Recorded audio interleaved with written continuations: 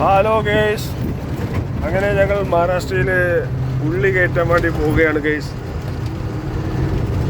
സവോള കയറ്റാൻ വേണ്ടി വരികയാണ്. മഹാരാഷ്ട്രയിലാണ്, ശ്രീകുണ്ട എന്ന് പറയുന്ന സ്ഥലത്താണ്. ഒരുവിധം ലോഡുകളൊക്കെ മാർക്കറ്റിൽ നിന്നാണ് കയറ്റാറുള്ളത്. ഈ ശ്രീകുണ്ട എന്ന് പറയുന്ന സ്ഥലത്ത് ഉള്ളി കയറ്റാൻ പോകുമ്പോൾ വീടുകൾ കൂടി പോയിട്ടൊക്കെ കയറ്റാണ് ഗേസ്. റോഡ് വളരെ മോശമാണ്, മഴ പെയ്തിട്ടുണ്ട്. ഉള്ളിപ്പാടങ്ങളാണ് ഈ കാണുന്നതൊക്കെ.